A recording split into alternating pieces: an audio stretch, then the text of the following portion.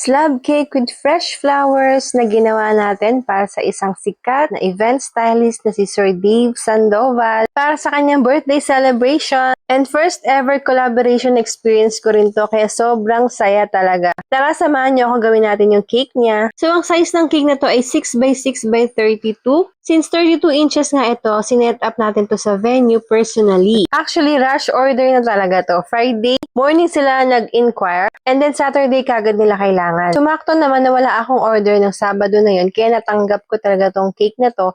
And then, knowing na isang Dave Sandoval yung umorder sa atin, tapos ganito kalaki, tapos fresh flowers daw ang ilalagay namin and siya na daw bahala doon. Yun pala kasi, 'di ba, isang sikat na event stylist ng mga artista. So ayan, i-share ko sa inyo yung mga behind the scene ng mga ginawa namin. Actually, sobrang impromptu lang nito, napaka-spontaneous lang namin. Kung ano lang yung maisip niyang itanong, sasagutin ko lang, ganun lang. Nandito na siya. So let's all welcome Miss Anne of Summer Bakes. Yun.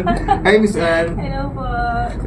Alam mo, sa totoo lang, kung bakit natagalan ako sa pag-upload ng vlog na to, kasi hindi ko alam kung paano ko siya i-edit. Sobrang excited ko i-share sa inyo yung first collab ko. Hindi ko naman alam kung paano ko pagkakasyahin yung mga videos sa 2 to 3 minutes lang na vlog. And honestly, hindi ko rin in-expect na ganitong klaseng content yung gagawin namin. Hindi ko in-expect na may sariling content creator team si Sir Dave. Tapos itong pag-set up ko pa talaga pala ang gagawing content sa harap ng camera at sa harap niya mismo, 'di ba? Sobrang nakaka-tense, sobrang nakaka-pressure to the point na hindi ko mapakinis yung icing kasi nagda-dry na siya. Dahil aircon yung room, nag-dry na yung frosting, kinakabahan pa ang person, nakatingin pa sa akin ni Sir Dave habang ginagawa ko to.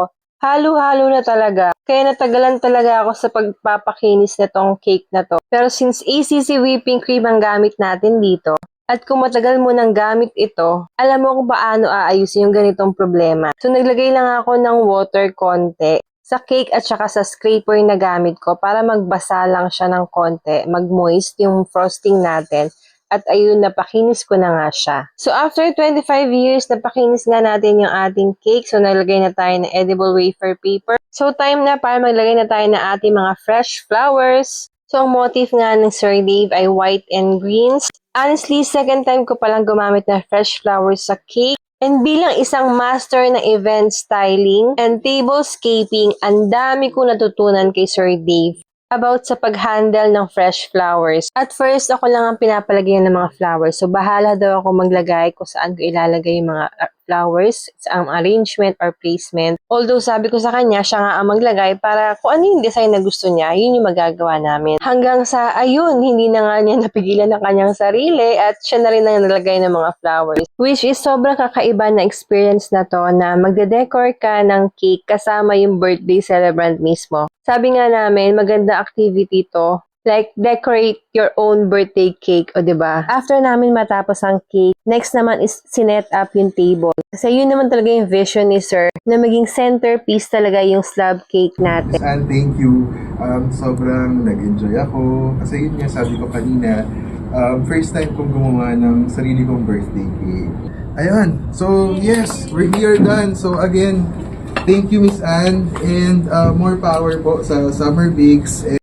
At ayun, tapos na nga ang ating slab cake with fresh flowers na decorated mismo ng ating birthday celebrant na si Sir Dave Sandoval. Again, sobrang salamat po talaga Sir Dave sa experience na ito. Sobrang amazing experience. Hindi ko po ito makakalimutan. Sobrang bait and sobrang ganda ng studio, grabe. Ayun lang, and happy birthday po ulit.